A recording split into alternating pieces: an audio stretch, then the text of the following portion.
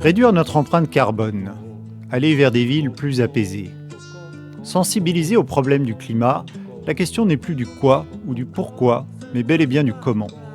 Comme d'autres achètent local, cultivent un jardin ou ramassent des déchets, nous enfourchâmes nos vélos un samedi de juin 2024.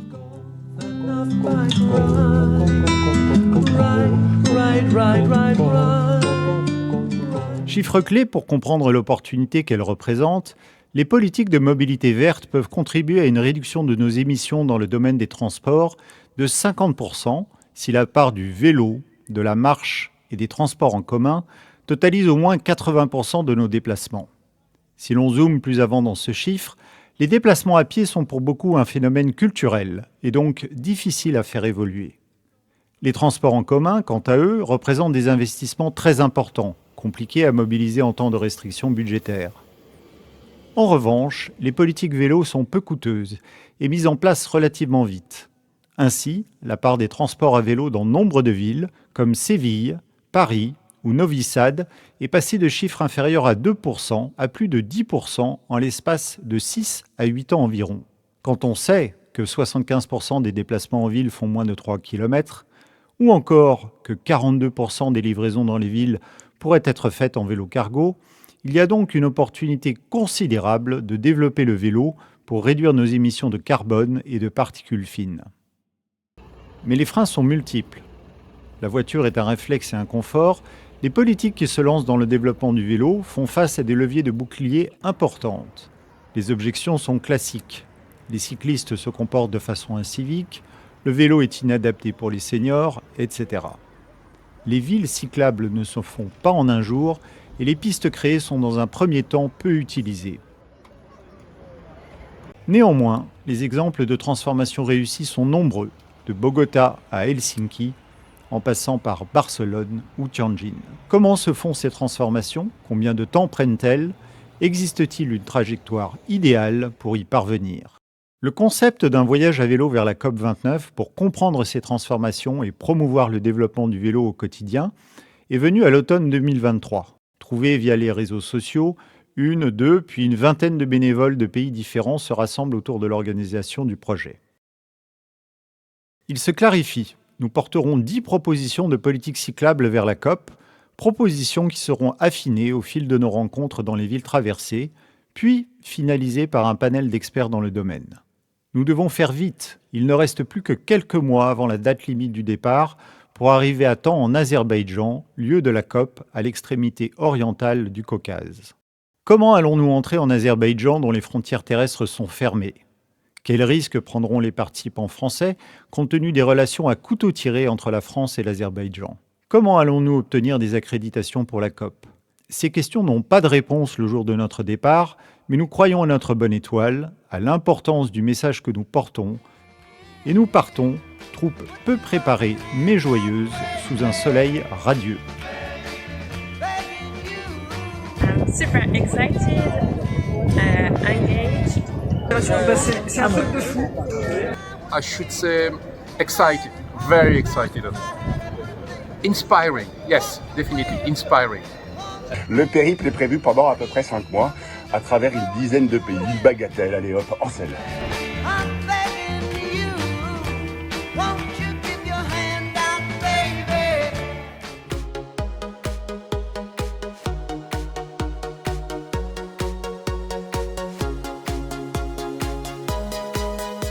Ces propositions confinent à l'évidence. Elles sont des pierres d'angle du développement du vélo. Se sentir et être en sécurité est primordial, surtout lorsqu'on veut atteindre les 10% ou plus de part modale. The main problem is that it's not safe.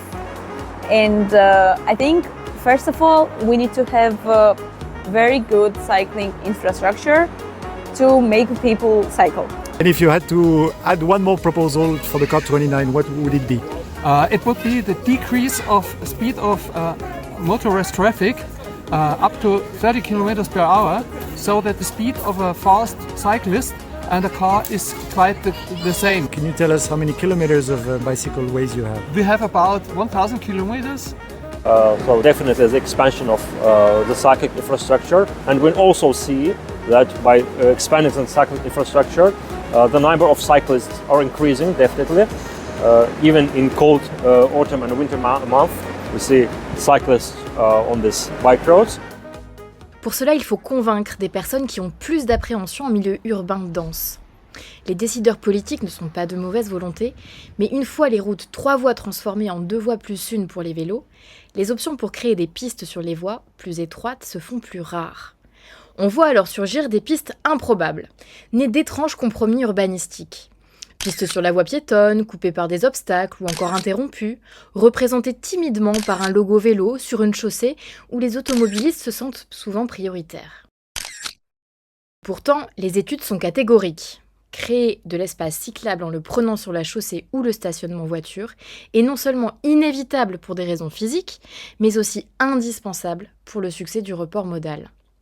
L'auteur et activiste Stijn van Oosteren nous explique pourquoi.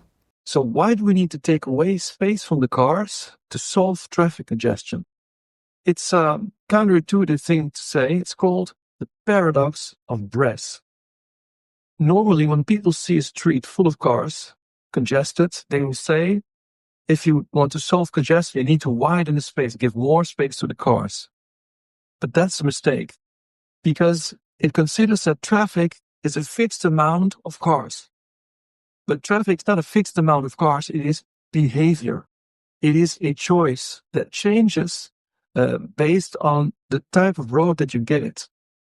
If you create space for cars, you will have more cars. Because the message that you send when you widen the street is that all should come by car now because there's enough space for the cars. And that's what happened in Houston in the United States, where they have the Katy Highway that was congested. And to solve it, they added more lanes, but then the congestion doubled. Then they added more lanes, all the way to 26 lanes, and it was still congested. The end result was that travel time increased by 30%. And that's because it takes up a lot of space, cars. So if you want to solve traffic congestion, you shouldn't give space to the car, but take away space from the cars and put alternatives to the cars. For example, bicycle lanes, bus lanes, even taxis. Why? Because they take less space per person. And that is what solves traffic congestion.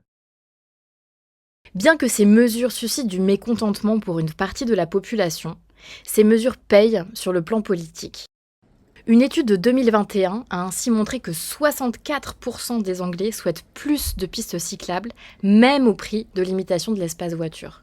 Une proportion que l'on observe mondialement dans les enquêtes d'opinion. Les 2/3 des habitants souhaitent des villes avec plus de déplacements piétons et vélos. Sur notre trajet, nous avons aussi pu voir à Istanbul, ou encore Sofia, des premiers efforts de la part des municipalités. Ces efforts sont-ils véritablement soutenus par le leadership ? Vont-ils perdurer ? Le risque pour les maires qui ne prendraient pas ce chemin au plus vite est de prendre trop de retard, et de voir leur ville perdre leur attractivité relativement aux autres villes de leur territoire. Le premier mois de notre trajet se fait sous de sombres nuages.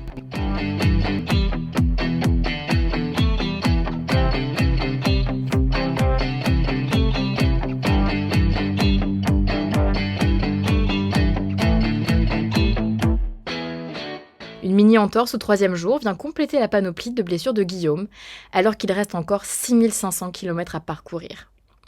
La Bavière est apparue comme un soulagement et une exception, avec de brèves éclaircies que nous avons particulièrement appréciées par contraste. Dans le même temps, des phénomènes climatiques extrêmes ont été au rendez-vous comme pour nous rappeler l'importance de notre démarche. Inondations en Allemagne, alors que les Balkans connaissent des chaleurs records, méga-feux en Bulgarie. Mais le hasard fait que notre planning et notre trajet nous feront parvenir à éviter ceci, sans toutefois éviter la pluie.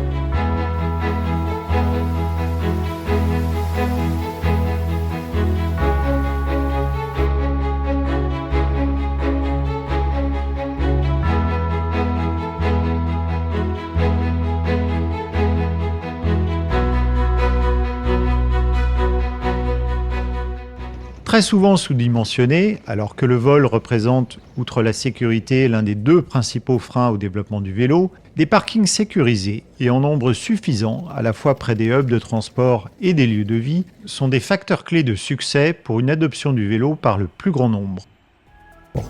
Alors, c'est quelque chose que nous sommes en train d'entreprendre, qui est que nous allons convertir un grand parking dépose minutes voiture actuel à la gare, qui est souterrain, en parking vélo qui va compter près de 3000 places de vélo pour les personnes qui sont en intermodalité avec le vélo et la gare.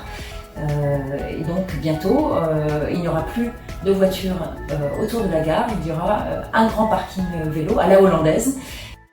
Fait remarquable, le coût du parking voiture en espace immobilier est de 50 milliards d'euros par an en France, soit la moitié du budget de l'éducation dans ce pays. Il ne faut donc pas lésiner sur cet investissement, infiniment moindre à quantité de personnes transportées équivalentes. I'm Eva Marling from the ADFC Munich and I'm here with you at the Munich train station, the Hauptbahnhof. And as you can see, we don't have enough safe and convenient parking spaces. So when you compare it to other big cities, mostly in the Netherlands, like Utrecht, Amsterdam or in Groningen, they usually have big parking garages just next to the train station, and which makes the people very easy to go with a bike to the train station and jump on the train to continue their journey. What is here missing are regulations, and this needs to be tackled. We also need enough parking spots for our bicycle at our homes, at the supermarket, or when we go to a theater, and this needs to be regulated.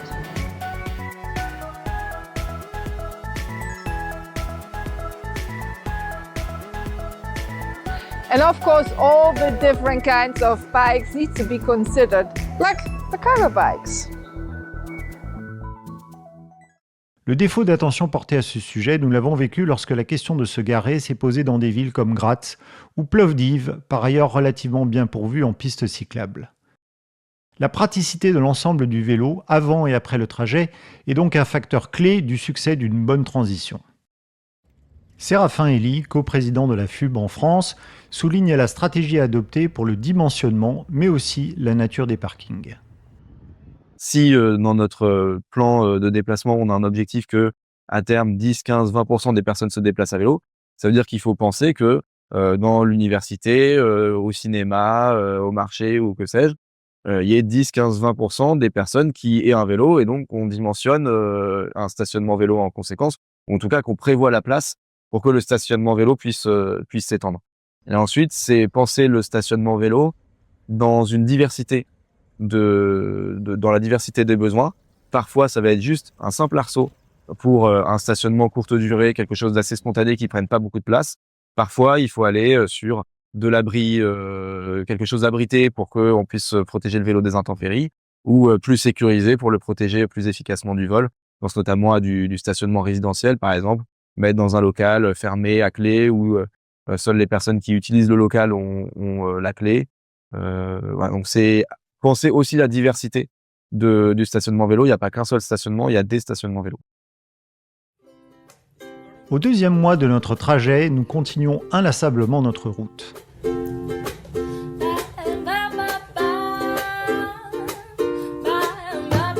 Dans l'attente, sous la pluie qui persiste encore au début du mois, nous essayons de ne pas penser au trajet qui reste à parcourir. Arriver, pour ceux d'entre nous qui le doivent, à entretenir à distance le lien avec notre activité professionnelle ajoute un challenge supplémentaire. Faire tenir ça, la logistique, le trajet vélo, l'anticipation des prochaines rencontres dans l'espace d'une journée n'est pas une mince affaire.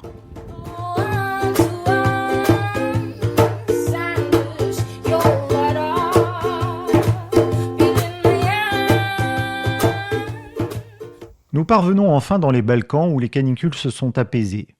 Montagne de Bulgarie, vive hospitalité des pays du sud de l'Europe, la végétation change. Le format du voyage est établi.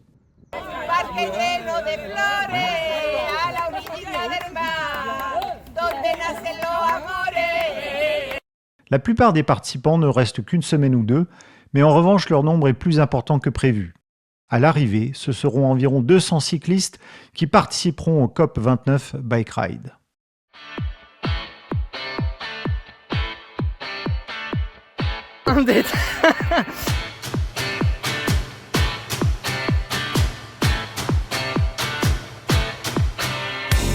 avant tout parce que je suis curieuse, parce que j'ai un blog et que j'en ai parlé déjà un peu et que je voulais voir qui venait, qu'est-ce qu'il faisait, etc. C'est-à-dire ce que vous allez recenser. Voilà. I'm very interested in the bike infrastructure, so in the bike urbanism, and I love the adventure by bike. Because bicycle is really very close related with the climate. I did the COP29 bike ride because I love cycling. I love riding my bike, and I want to encourage as many people as possible to get on their bikes. So let's make the world a safer place for cyclists. I said, okay, you're already a very well-known climate activist, so you need to be in this project, man. I was like, yeah, you're gonna... I couldn't say no. No, yeah, well, you're here.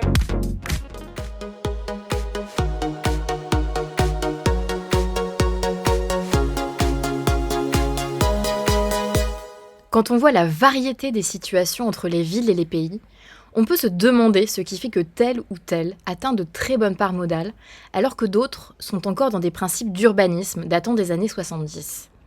Quels sont les facteurs explicatifs de ces métamorphoses ? I think it's politics. Cycling has to be taken really serious.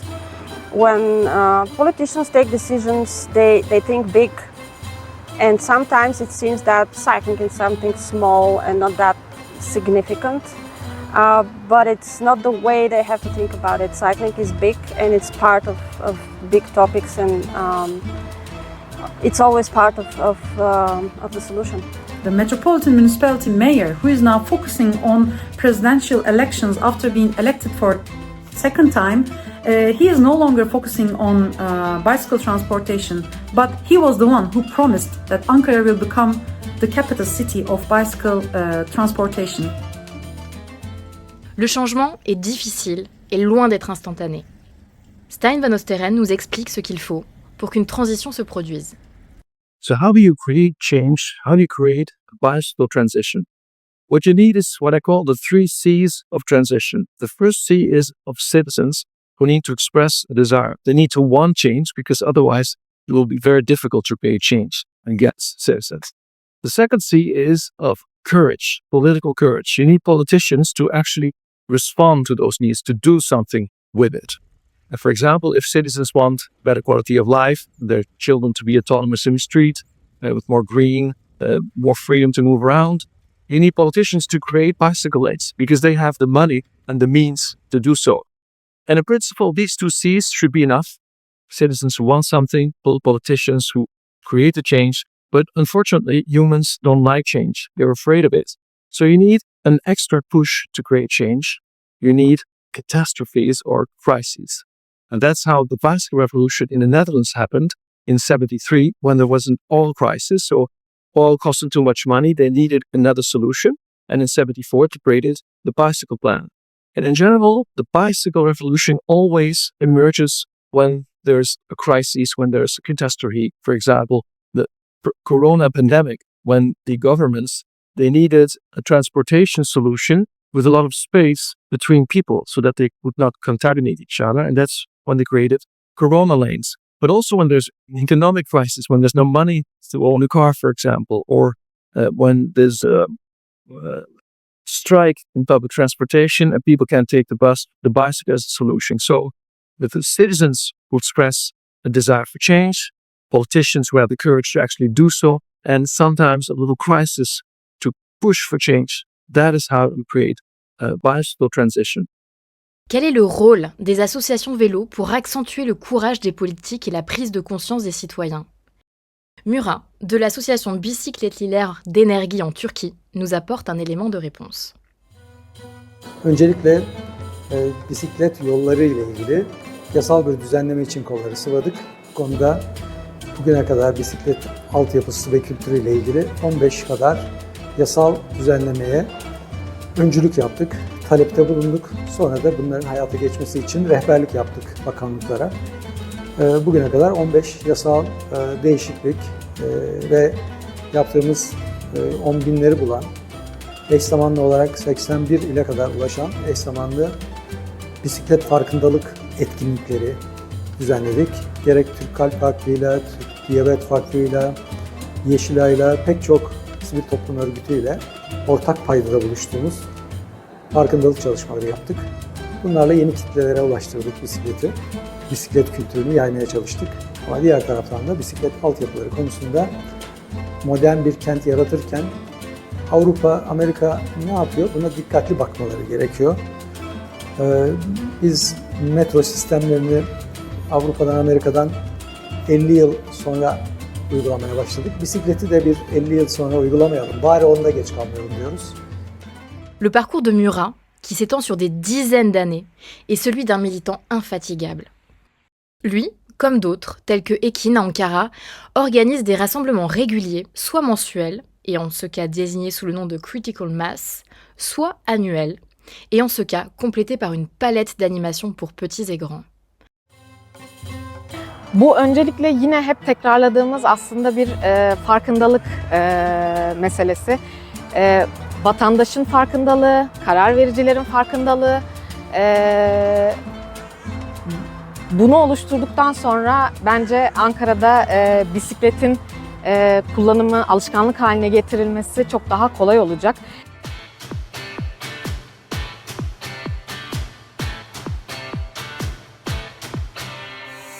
It represents some interesting challenges, and I think one of them is the fact that you have both to work with the institutions, with the municipalities, the government, everything that is in place, and you also need at the same time to challenge them. La formation, surtout des jeunes, est aussi une pierre d'angle de cette inculturation. Des femmes que nous avons rencontrées comme Hande à Istanbul, Mar à Tbilissi ou encore Sahar à Bakou organisent de telles formations, soit en formant des femmes qui entraîneront dans leur élan mari et enfants, soit en éduquant dans les écoles. We are saying every right is a feminist right, because when you cycle, and as a woman, you know, with a skirt and I don't know, reddish nails and everything, everyone's seeing you and saying, this is a woman who cycles. So it's like every right you're actually showing something to everyone. It's a European, let's say, or modern ladies look, you know. Toutes ces activités, partie intégrante de nos 10 propositions, plantent des graines qui petit à petit font naître la culture vélo et appuient le politique dans son chemin pour apaiser les déplacements en ville. Commencent en septembre 2 mois que nous passerons à sillonner ce méga pays qu'est la Turquie.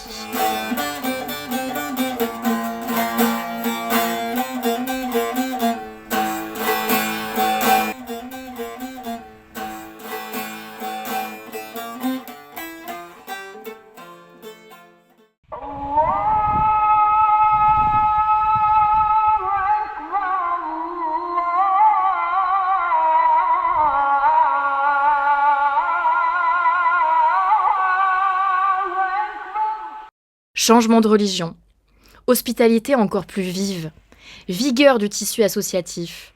Nous enchaînons les rendez-vous avec les responsables des mobilités dans les villes que nous traversons. Istanbul, Ankara, Kayseri et Erzurum. Les discussions portent sur nos 10 propositions. Lesquelles leur parlent le plus ? Ont-ils des idées de modifications, d'ajouts, afin de tenir compte des spécificités locales ? Nous sentons que ces rendez-vous galvanisent nos interlocuteurs. Ils nous parlent de leurs difficultés à se faire entendre de leurs responsables. Nous leur donnons des exemples de villes auxquelles ils pourraient se comparer et qui ont réussi à se transformer. Le fait que nous allions à la COP leur rappelle l'importance de ce qu'ils entreprennent pour rendre leur ville plus durable. D'autres types de rencontres font l'originalité de notre voyage à vélo. Des animaux sauvages, certes, mais aussi à chaque étape des associations pro-vélo.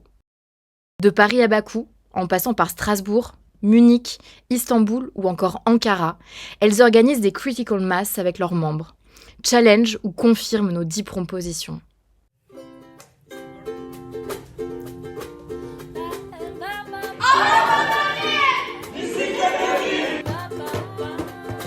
Ces échanges sont mutuellement bénéfiques. Nous sommes une occasion pour ces associations de dynamiser leur communauté en prenant l'angle du climat, et inversement. nous accroissons à la fois notre légitimité pour la COP et l'énergie qu'il nous faut pour avancer. Une énergie qui, avouons-le, nous a parfois fait défaut. We took a difficult decision to take another route and split. We were supposed to go to Lake Vador. That's the best route and that's the most scenic route. But I'm low on energy.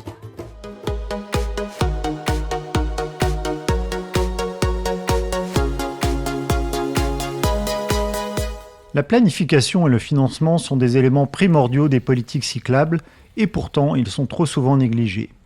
Certains pays ont un plan national, d'autres seulement des plans locaux et certains la mentionnent également dans leur NDC. Il y a un besoin impérieux de systématiser mais aussi de financer. Soutien dès le début de notre périple, Olivier Schneider, coprésident de la Fédération des usagers de la bicyclette, la FUB, a été un des piliers du premier plan vélo français en 2018 et des financements associés. Quel que soit votre interlocuteur, si vous prenez le temps de préparer l'entretien, que vous savez qu'est-ce qui le motive, en fait, vous allez plus mettre en avant la santé, ou plus en avant le climat, ou plus en avant l'industrialisation, ou le pouvoir d'achat, ou l'intégration, ou le désenclavement.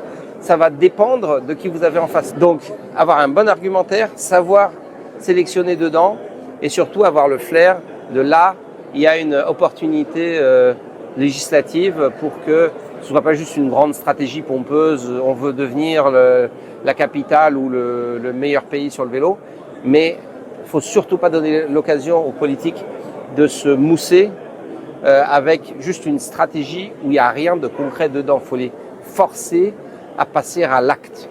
Voilà. Et l'avantage du vélo, c'est que les retours sur investissement sont rapides, les résultats globalement sont rapides, et donc contrairement à une ligne à grande vitesse ou à je ne sais quel projet de tramway, c'est à l'échelle d'un seul mandat.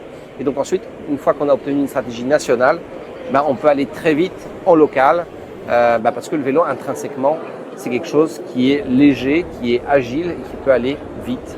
Et donc c'est ça qu'il faut réussir à gagner, c'est aussi se caler avec le calendrier ensuite des élections locales, parce qu'une fois qu'il y a une stratégie nationale, elle s'applique surtout au local pour construire des pistes cyclables, pour construire des stationnements, etc.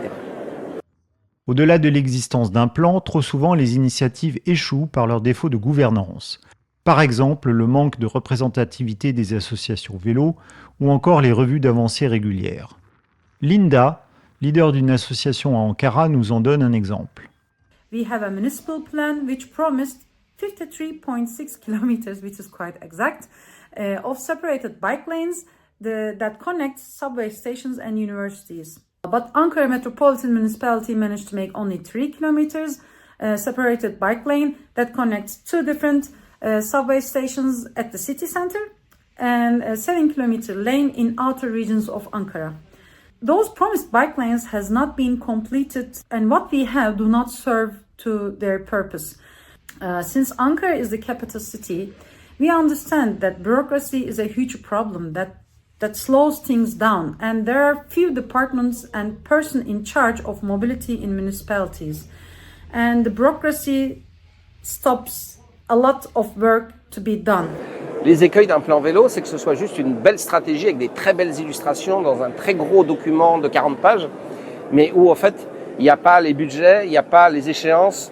Donc c'est pas dit on s'engage d'ici 2030 ou 2035, il n'y a pas suffisamment de chiffres, il n'y a pas qui est responsable, il faudrait que les collectivités, parce que le vélo c'est bien, et c'est un peu le risque, c'est le fait ce que je dis pas ce que je fais, et donc c'est le principal écueil. Et le deuxième c'est aussi les soufflets, c'est-à-dire qu'il y ait quelque chose de très fort parce qu'il y a une seule personne qui le porte, et que derrière, quand cette personne change de poste par exemple, que le soufflet retombe, et qu'il n'y ait personne pour maintenir. Et donc c'est pour ça qu'il faut non seulement avoir un projet ambitieux, financé, structuré, mais également faire en sorte que c'est une forte assise politique, c'est-à-dire trouver des alliés partout. D'ailleurs le vélo a le potentiel d'être transpartisan, et former un maximum de personnes pour que ce soit insensible au changement de majorité politique, au changement de poste ministériel ou autre. La donnée est capitale. Si elle est disponible désormais pour les plans transport des pays ou collectivités, Elle est beaucoup trop rare pour pouvoir convenablement juger des avancées ou de la stagnation en termes de politique cyclable. We don't know how many cyclists are living in Ankara. So knowing the data, the numbers are really important and they affect those ongoing projects. There are tons of projects going on, but without numbers, they cannot make new arguments and they cannot make change. De plus, la data doit être interprétée correctement. Le designer urbain Michael Colville nous le rappelle. À rebours des politiques urbaines du siècle dernier, la question n'est plus combien de voitures circulent, mais bel et bien combien de personnes. Un seul vélo qui circule sur une piste, c'est presque l'équivalent d'une voiture évitée en termes de prise d'espace, de pollution sonore et atmosphérique. I think for the climate change, women should cycle more, of course, because women, as a research that I would love to share with you online too, research showing us that women are, sadly to say, are the most makers of this carbon emission in cities because we are the caregivers. We are taking care of kids, we are going for market, we are going pharmacy, we are doing so much this small, as you told, small right.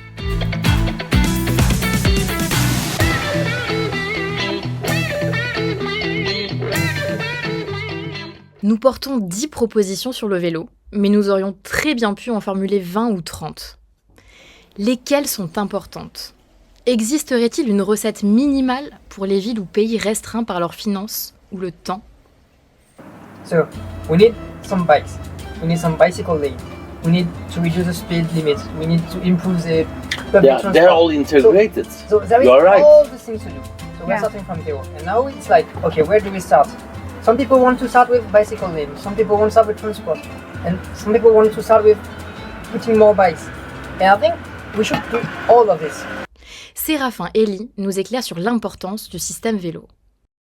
Donc effectivement, pour qu'on ait le plus de personnes possible qui se mettent au vélo, il faut avoir une approche système.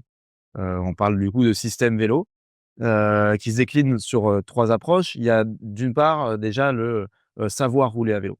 Le savoir rouler à vélo, c'est tout simplement la maniabilité, mais aussi comment est-ce qu'on se comporte dans une rue, comment est-ce qu'on cohabite avec les autres usagers, éviter les portières, les angles morts, prendre les bons aménagements, reconnaître les aménagements, le code de la route, etc. Ensuite arrive le deuxième niveau qui est le pouvoir rouler à vélo. Pouvoir rouler à vélo, évidemment matériellement, disposer d'un vélo en bon état, réparé et qui ne se fasse pas voler, mais aussi pouvoir rouler à vélo en toute sécurité avec des aménagements cyclables sécurisés. Et le dernier pan du système vélo, c'est vouloir faire du vélo.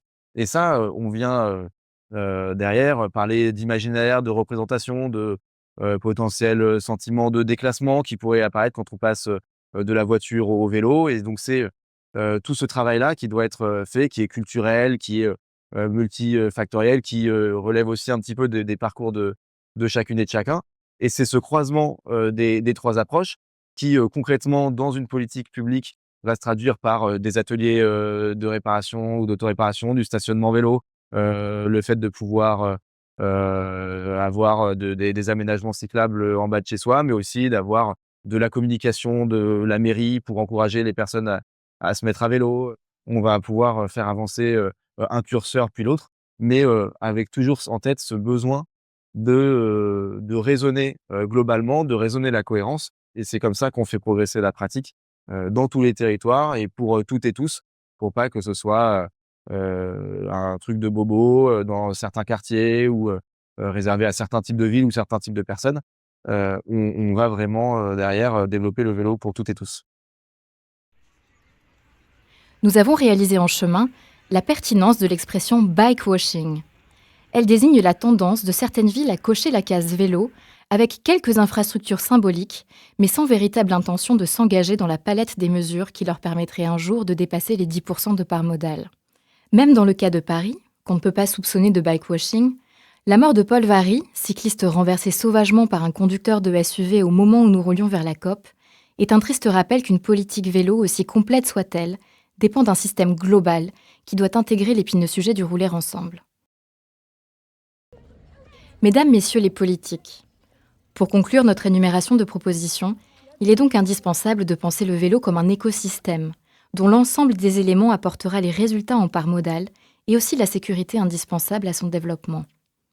Bien sûr, cette apostrophe doit aussi être entendue des cyclistes. Ils sont conscients que même si cela explique uniquement une part infime des accidents, le respect des feux de signalisation et des zones piétonnes est l'occasion pour eux de ne pas être pointés du doigt, ni par les piétons, ni par les automobilistes. La parenthèse géorgienne restera à jamais dans nos mémoires. L'accueil que nous avons reçu en Géorgie a été exceptionnel. Un critical mass organisé à notre arrivée a été l'occasion de partager notre message en faveur du vélo pour le climat.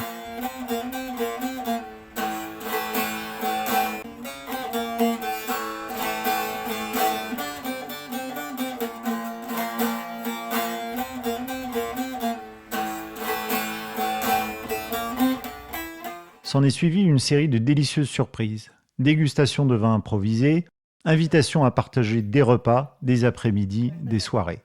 Des sites culturels impressionnants témoignant de la longue histoire de la Géorgie. Des séjours chaleureux dans des maisons en bois alors que la température baissait. Nous avons même appris à cuisiner les célèbres rinkali géorgiens. Ce pays est à la croisée de cultures très diverses. Véritable pivot du Caucase, la Russie et l'Europe y voient une terre d'influence ou de démocratie. Des élections législatives disputées et falsifiées par le parti au pouvoir se déroulent pendant notre séjour. Nous ferons la seule exception du voyage à notre souhait de neutralité politique en accompagnant la manifestation du parti pro-Europe. Mais la Géorgie est aussi le dernier pays dans lequel nous entrons sans difficulté. La frontière terrestre fermée entre l'Azerbaïdjan et la Géorgie représente un obstacle majeur à la réussite de notre projet. Nous enchaînons pendant plusieurs mois les démarches en sollicitant des dizaines d'intermédiaires pour obtenir un laissez-passer. That's a challenge. Dépités, nous sommes sur le point d'abandonner quand Ali, un autre cycliste venu d'Égypte, nous appelle. Rendez-vous demain au poste de Red Bridge, tout est arrangé. Antoine et d'autres Français décident, compte tenu de leur nationalité, de ne pas courir de risques et rebroussent chemin. Porté par la volonté de faire aboutir le projet, je décide néanmoins de passer avec Yolaine et Ingvar. Nous entrons dans ce pays où, prévient le ministère des Affaires étrangères, les ressortissants français risquent la détention arbitraire et un jugement inéquitable. We are just about to cross the border. The border is like 200 meters from here we're going. Et soudain, la frontière est passée. Je suis à la fois soulagé, mais aussi un peu inquiet concernant ce qui va suivre.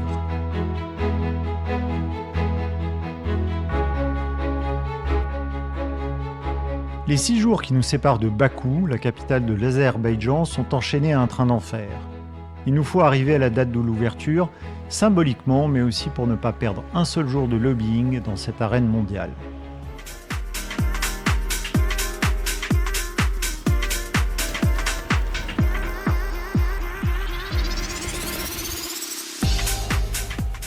And that is a registration confirmation for COP29 to the Blue Zone. What a blast!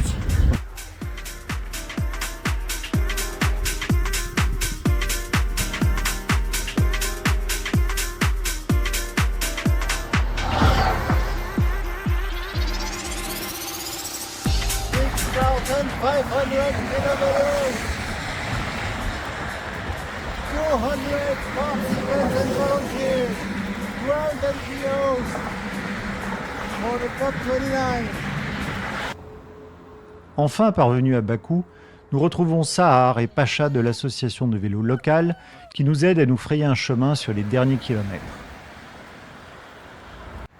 500 meters from the COP with the 10 proposals.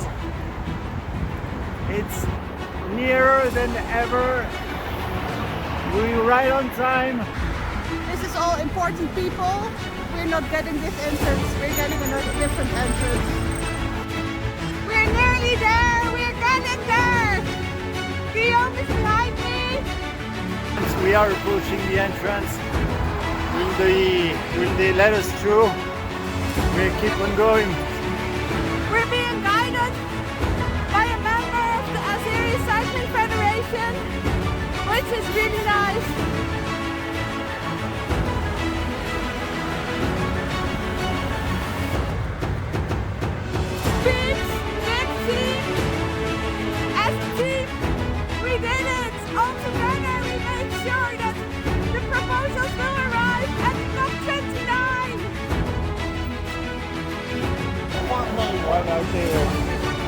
Okay, we're approaching, we're going, okay.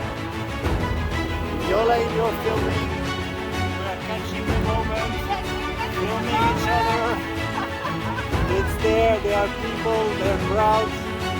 This is the big welcome gate. I think we're there in any minute.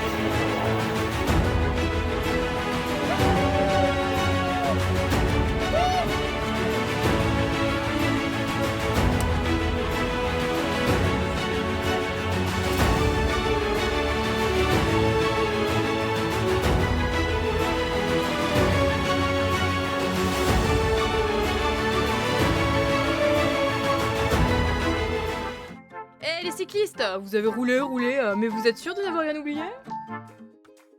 En effet, le vrai travail ne fait que commencer.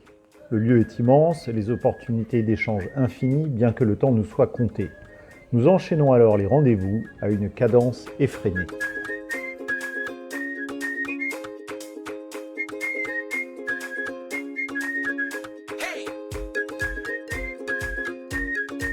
Our journey to COP29 is about raising awareness that cycling can and should be considered a real solution for the transport-related CO2 emissions.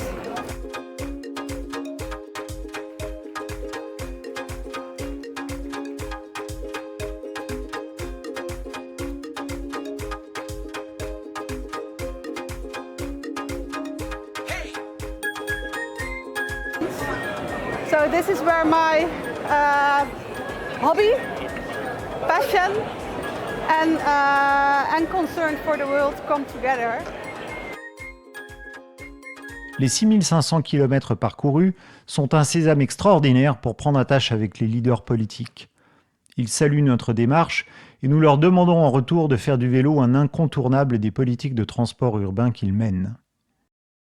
Parmi les nombreuses rencontres, 4 d'entre elles nous marquent particulièrement. Mary Craig, la ministre de la Nature britannique, qui nous fait applaudir lors de sa conférence. Manuel de Arroyo, maire d'une ville au Mozambique qui a fait toute sa campagne à vélo alors que son opposant paradait en limousine. Arlette van Gilst, directrice des mobilités actives pour les Pays-Bas, qui, enfant, a été encouragée sur la voie de la guérison par la perspective que le vélo offrait. Dorothée Lisenga, qui vient du Congo, où les vélos sont désignés sous le nom de Toleka, qui veut dire « allons-y, on avance ». Nous rencontrons les autres cyclistes présents à cette COP, Ingvar, Lise, David ou Ali, qui témoignent du fait qu'on peut se rendre à une COP autrement qu'en jet privé. La communauté des cyclistes est vibrante, unie, et elle est certainement un gage du fait que le vélo réussira à prendre la place qu'il mérite dans nos modes de transport. Venus pour une cause globale, nous ne mettons pas notre rôle de relais des problématiques locales. Nous co-organisons une critical mass avec la Fédération de vélo Azeri, puis partageons auprès des officiels les feedbacks qui nous sont faits sur la situation du vélo à Bakou.